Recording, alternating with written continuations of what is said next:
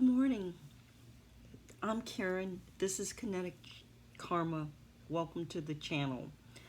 I am reeling, really. I'm just reeling from the ruin that I pulled today. So I don't know if you know, if you're new to the channel, I'm just learning the ruins, and I've been working off of a very short explanation of the ruins.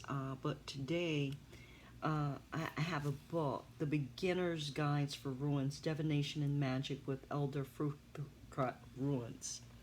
And so it provides more of an explanation for the ruins. And the one I pulled is Hagalas, which translates, according to the book, to hail. And it talks about really dire times ahead, and how we're going to be subject to circumstances that we have no control over. Today is the 6th of September. It's a Saturday. And what I can say, it talks about in the old times how everybody was, or most people were, dependent upon the agriculture and the crops that they grew for their sustenance and their total complete survival of the family, of the clan. And so the when hail came, it was very destructive, and it could wipe out a lot and cause people to go through a lot of suffering due to lack of food. And I'm not saying that we're going to have a lack of food, but it's possible, given, you know, the temporary and very volatile structure of our support chain, of our food chain, of our supply chain, I mean, in terms of how food gets to us. If there's a major disruption, it's possible that we could be looking at really hard times in terms of how we're getting our food, how quickly, how much, how fast. And as I said before, we need to prepare. We need to prepare now for what's to come. It's not only this particular ruin and the meaning of this ruin that had me, like, my mind just reeling. It's also the astrological signs of the time. I'm not going to go into what's happening astrologically, except to say that I would highly recommend that you check it out and know that there is conflict amongst the celestial planets that is occurring, that has not occurred in many years. And some of this conflict between the planets has never occurred in our ever that we can see. So we're looking at times, like we're in times now like the Great Depression, where people are losing their jobs, you know, and astronomical numbers. People are dying in astronomical numbers due to a virus, you know. We're thrown back to times of like the Great Depression, where there were food lines and, you know, lack of resources and just all kinds of really crazy things that you would not think in a society as advanced as ours we would be dealing with. But because of the ignorance, because of the evil, because of the greed, we are faced with these things. We are. And it's no joke. So I plead with you to prepare. I don't know what's going to happen exactly. I can't tell you that, but I can tell you it's something, and we're not going to like it, and we're all going to be subject to it. And you know, but for the grace of God, there we go. So don't take this lightly. Don't take these times lightly. Don't take what's going on in this country lightly. Be as prepared as possible. You know, have some food that you could, that is a supply, a little backup, you know, in your pantry or whatever. Some canned goods, some rations, you know, because you never know when a situation occurs and you can't access the food that you need, especially because you're not growing it. So with that, I'm going to start the reading. And I feel called to start with Archangel Michael, Oracle by Doreen Virtue. And I'd like to have Archangel Michael comment further on this disruption. So the rune is about disruption and breaking down of things for transformation. Definitely for transformation, but you have to go through a breakdown before you can build up. And so that's what we're looking at. And it's the question of what makes it hard and dire is the length of time we may have to sustain ourselves and hold on and get through to the other side, to the building, the rebuilding of the structures that are being broken down in our society. And Archangel Michael says, let go of fear now. My prayer, Archangel Michael, please help me feel safe and deserving of your guidance. Thank you for clearing me of heavy, toxic, or ego-based thoughts or feelings. So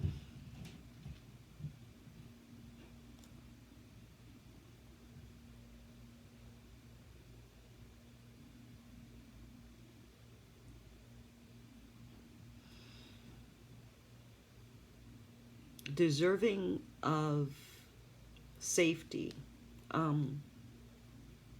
They're saying that you're not going to find safety in the outer world.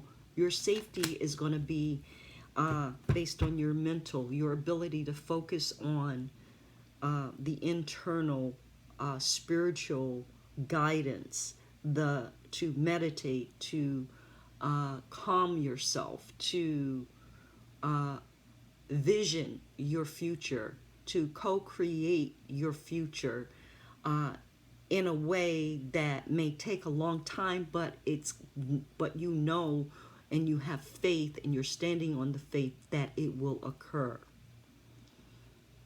Okay, so that's what I'm getting from that card. Okay, so now I want to do I'm thinking I'm going to do the reading from the Wonderland Tarot. I love this deck. And I'm choosing it because we're going down the rabbit hole, y'all. I mean, you know, you may want to, you may not want to, but we're going down the rabbit hole, whether you like it or not. So deal with it. And how you deal with it, some people are going to freak out. You know, they're going to get angry. There's going to be a lot of aggression. There's going to be a lot of righteousness and entitlement attitudes. You know, there's going to be a lot of fear and chaos. And we're going to have to deal with these things. So they pulled 3 cards here that fell out. I'm sorry. The first one is the Emperor. The second one is the Ten of Swords. And I'm doing the cross. And the third one is the Knight of Flamingos, which is the Knight of Swords. Something fast. So the Emperor is the focus of the deck, the leader, the person who is leading the group, the country, the community, what have you. And they're being crossed by the Ten of Swords, defeat, not being able to do what it is that they want, and it's coming fast. And at the top of the reading we have the King of Swords, which is truth. The King of Swords deals with truth and is quick, is fast, is like the one who sets the way things should go. The one who models the behavior, or maybe not so much models, but puts fear in the hearts of people so that they know, what line not to cross for fear of getting their head cut off. The King of Swords is fierce, okay, passionate, and quick. So it's an energy that you don't want to play with. You don't want to take lightly. The King of Swords stands for something, and it is recommended that you don't get in his way. So something is coming really quickly. It's about the Ten of Swords in the back of the Emperor. What has happened in the past to create this situation is the Two of Swords. The Two of Flamingos in this deck. Being at a crossroad. Being at a crossroad, having to make a decision. And what they're saying is no decision is a decision.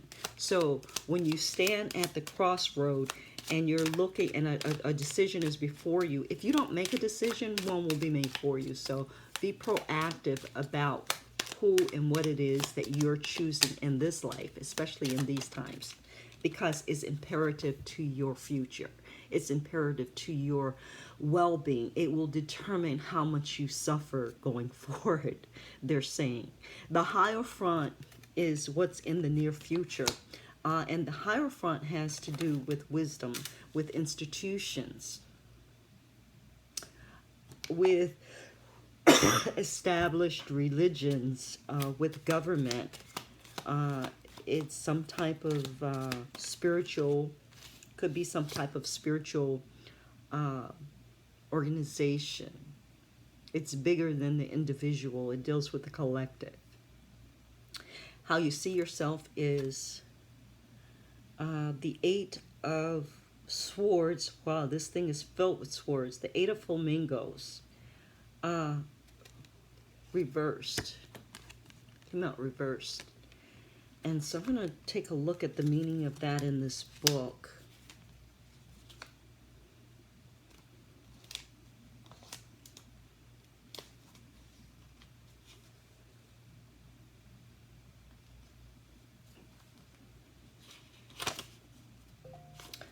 Okay, the meaning upright is censor and censorship, bad news, temporary bondage, a person dominated by another person or by a situation, making one's own prison, sickness, conflict, or severe disaster. And that is exactly what this ruin is talking about. Disaster, disruption, things you have no control over. Okay, so that's the upright meaning of it. Reverse meaning is a skeleton in the closet, industrious, depression or disquiet, an accident, possibly fatal. And that's how you see yourself. And why would you see yourself that way? We're going to have to get clarification on that. But going ahead, how others see you.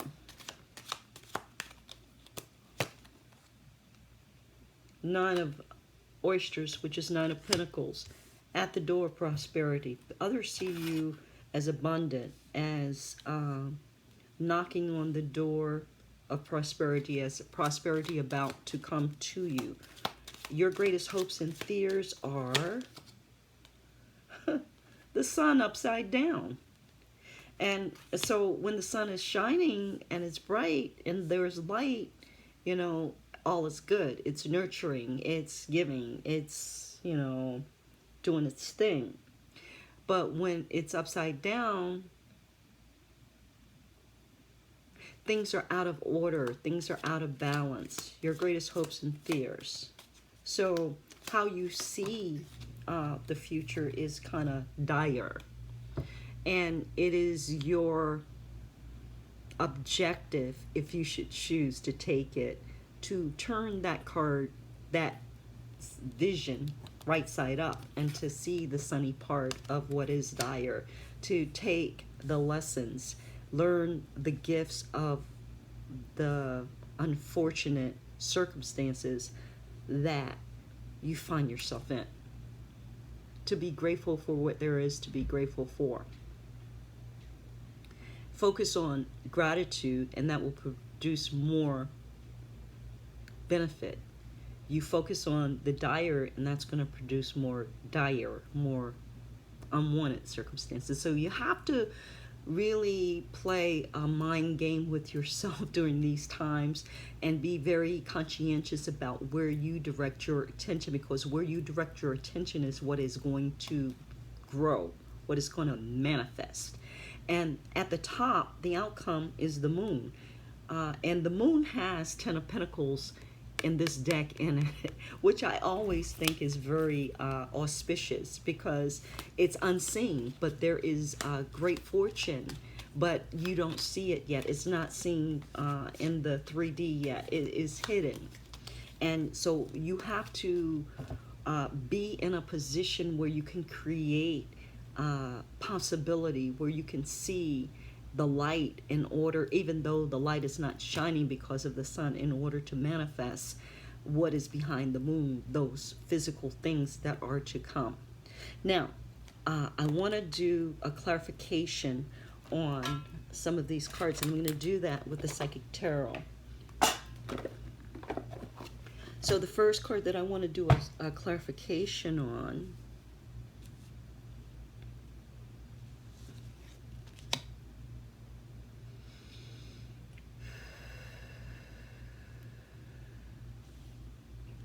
is the Eight of Flamingos reverse. Please give us information on how we see ourselves and further what that means, the Eight of Flamingos reverse, in terms of how we're seeing ourselves. And I got 3, 4, 5 cards.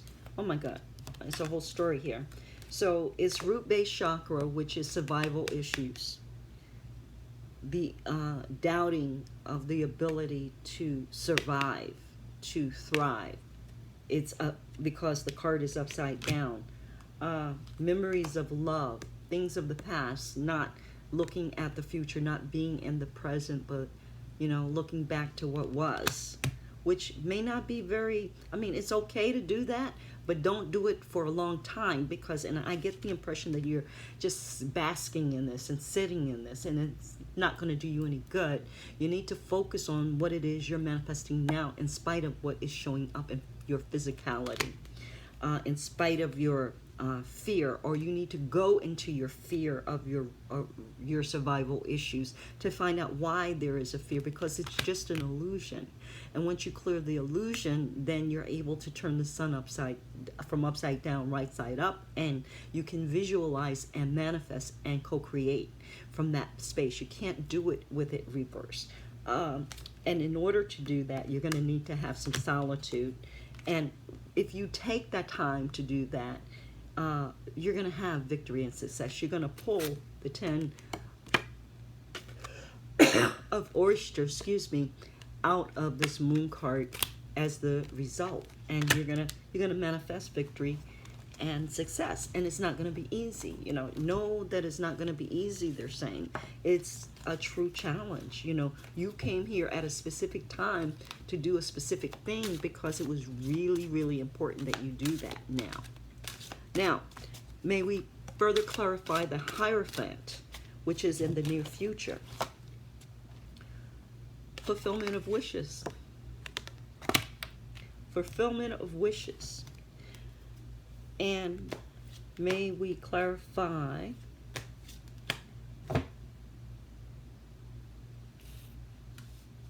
the sun turned upside down.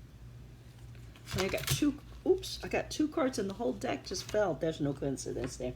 And 2 cards fell in my lap after the 2 came. So the first 2 cards that came out were material harvest for the sun being upside down. I'm clarifying the upside down sun, reverse sun. The first card was disruption, and the second card was material harvest. So like I said, there is a disruption that is occurring for all of us on a societal or a world level, or on a cosmic level, that is necessary in order to rebuild. So there's a disruption, and then from that disruption is going to come harvest, is going to come the fertile ground where you can plant and grow and have a material harvest. Now the second set of cards that came out was moving on from what was, moving on from memories past, moving on from whatever that is not of the present, and recognition and reward. And the recognition and reward is coming because of your tenacity and your focus and your ability to stay focused on what matters, not what doesn't. That's what they're telling me. So that completes this reading with the Celtic cross around this disruption, this thing of disruption. And now I want to do a couple of cards to find out how can we best direct our energies at this time. What is going to be really the most important thing for us to focus on as a collective? Besides the fact that I already know that it's our mental, it's our physical health, they're telling me it's our space that we exist within, and how we perceive our space, and how we perceive others, and who we allow in our space, okay? And I'm using the Ancient Wisdom Oracle for this. Travel, make plans to move on. Time to move on. So clearly, you're moving on. It could be moving on from a physical location, moving on from a mental location, moving on. It's moving on, they're saying, in all aspects of your life. All, not just one. It's the physical, the spiritual, and the mental. So, you know, apply it how it matters or how it resonates with you. You're going to be doing more moving in some areas than in others, but in all, you're going to be moving. And there's no choice in the matter. Can I get further clarification, please? Guidance. Be the light. Be the light. Know that you have the ability to manifest. Know that you have the ability to co-create regardless of the darkness that is surrounding you. Be the light. And the last card I'm going to pull from this deck in terms of things that are very, very important. And they're saying, as I'm looking at this travel, I'm looking at, it requires flexibility. It requires you adapting. It requires you being humble, because you're going to be moving into territories that you're unfamiliar with, and you don't know the ways and and the customs. So you need to be humble. You need to be step lightly and listen and learn in your new environment. And then you can understand what it is and why it is that you're there, and what you have to offer it, that new environment, and what that environment has to offer you, they're saying. And how you'll know is by keeping your energy high, keeping the vibe high, so that the light can come in and guide you at each step. And the last card we have is, it's okay to give and ask for help. Helpful hands. And what I get about this, what's coming to me is, I'm a Reiki Master, and so when it says helpful hands and I see this hand, it looks like energy is coming from the hands, like it when I'm doing Reiki. It's like healing hands. Helping hands are not just helping, they're healing. So that there may be some aspect of healing that you do or that you require. And it's okay to ask for it, and it's okay to give it to others.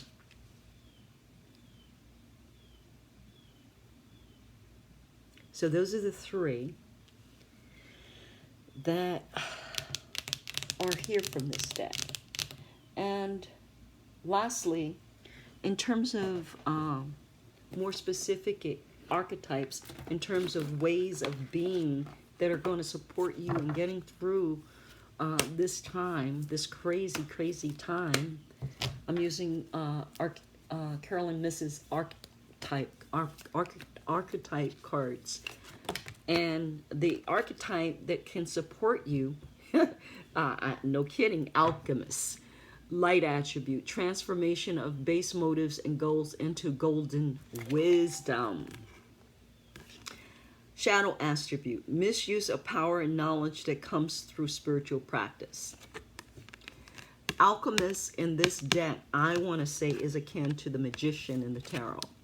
So you have all the tools. You see, she has all the tools she needs to create the potion that is required, the elixir that is required to have success in the circumstances that she finds herself in.